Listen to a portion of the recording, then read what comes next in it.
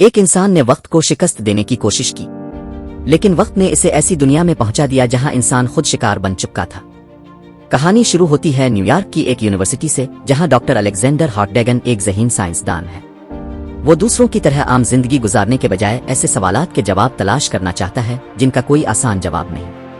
اس کی سب سے بڑی خواہش ہے کہ انسان وقت کے سفر کو ممکن بنا سکے۔ لیکن الیگزینڈر کی زندگی میں ایک ایسی لڑکی بھی ہے جسے وہ بے حد محبت کرتا ہے، جس کا نام ایما ہے۔ ایک شام الیگزینڈر ایما سے ملنے جاتا ہے۔ اس کے دل میں شادی کی خواہش ہوتی ہے اور آخرکار وہ اسے انگوٹھی دے کر اپنا ارادہ ظاہر کر دیتا ہے۔ ایما خوشی سے انگوٹھی قبول کر لیتی ہے، لیکن یہ خوشی زیادہ دیر قائم نہیں رہتی۔ واپسی کے دوران ایک لٹیرا ان دونوں کو روک لیتا ہے۔ وہ ان سے قیمتی چیزیں مانگتا ہے، حتیٰ کہ ایما کی انگوٹھی بھی چھیننے کی کوشش کرتا ہے۔ صورتحال اچانک قابو سے باہر ہو جاتی ہے، گولی چلتی ہے اور ایما الیگزینڈر کی آنکھوں کے سامنے دم توڑ دیتی ہے۔ یہ لمحہ اس کی پوری زندگی بدل دیتا ہے۔ 4 سال گزر جاتے ہیں۔ الیگزینڈر اب پہلے سے زیادہ اپنی لیبارٹری میں مصروف ہے۔ اس کا دوست فل بھی اسے سمجھاتا ہے کہ ایما کی موت کو قبول کر کے آگے بڑھو، لیکن الیگزینڈر ایسا نہیں کر سکتا۔ اس کے ذہن میں صرف ایک خیال ہے، اگر وقت آگے جا سکتا ہے تو شاید پیچھے بھی جا سکتا ہے۔ وہ اپنی پوری زندگی ایک ایسی مشین بنانے میں لگا دیتا ہے جو وقت کو چیر کر ماضی میں لے جا سکے۔ آخرکار وہ دن آ جاتا ہے، مشین تیار ہو جاتی ہے۔ الیگزینڈر اسے چلاتا ہے اور واپس اسی رات پہنچ جاتا ہے جس رات ایما کی موت ہوئی تھی۔ اس بار وہ اسے بچانے کا فیصلہ کرتا ہے۔ وہ ایما کو لٹیروں سے بچا لیتا ہے اور اسے گھر جانے کا کہتا ہے۔ الیگزینڈر کو لگتا ہے کہ اس نے تاریخ بدل دی ہے، لیکن قسمت ابھی اس کے خلاف ہے۔ جب وہ ایما کے لیے پھول خریدنے جاتا ہے، اسی دوران ایک خوفناک حادثہ پیش آتا ہے۔ ایما ایک گاڑی کی زد میں آ جاتی ہے اور دوبارہ مر جاتی ہے۔ الیگزینڈر حیران رہ جاتا ہے۔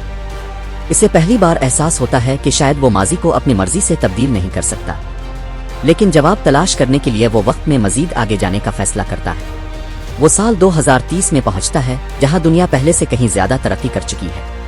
وہاں اسے ایک ہولوگرافک مصنوعی ذہانت ملتی ہے جو دنیا کے بے شمار راز جانتی ہے۔ الیگزینڈر اس سے وقت کے سفر کے بارے میں معلومات مانگتا ہے، لیکن اسے کوئی تسلی بخش جواب نہیں ملتا۔ چنانچہ وہ مزید آگے جانے کا فیصلہ کرتا ہے، اور یہی فیصلہ اسے ایسی دنیا میں لے جاتا ہے جہاں انسانیت کا تصور ہی بدل چکا ہے۔ الیگزینڈر سال 2037 میں پہنچتا ہے، لیکن وہاں پہنچتے ہی اسے اندازہ ہو جاتا ہے کہ مستقبل ہمیشہ خوبصورت نہیں ہوتا۔ دنیا ایک بہت بڑی تباہی سے گزر چکی ہے۔ چاند کے ٹوٹنے سے زمین پر ایسی تباہی آتی ہے کہ انسانی تہذیب تقریباً ختم ہو جاتی ہے۔ الیگزینڈر گھبرا کر اپنی مشین کی طرف واپس بھاگتا ہے، لیکن جلد بازی میں مشین غلط سمت میں چل پڑتی ہے۔ وقت تیزی سے آگے بڑھتا جاتا ہے۔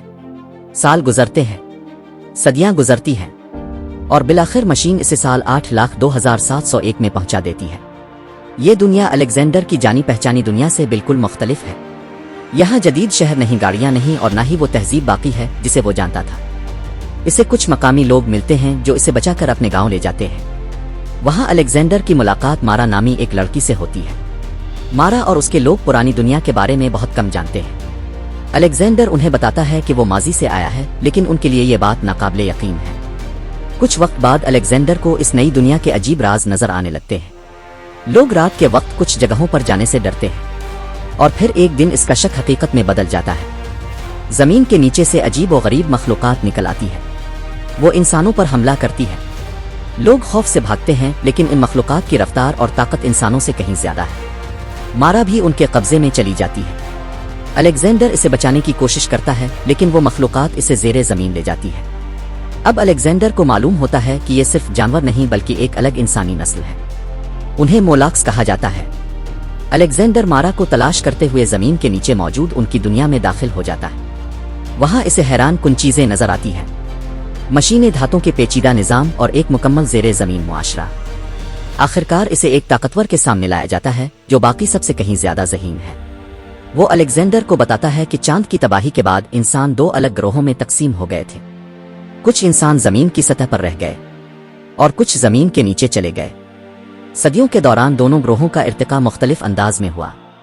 سطح پر رہنے والے انسان کمزور اور سادہ زندگی گزارنے لگے، جبکہ زیر زمین رہنے والے مولاکس شکاری بن گئے۔ وہ سطح پر موجود لوگوں کو پکڑ کر خوراک بناتے ہیں۔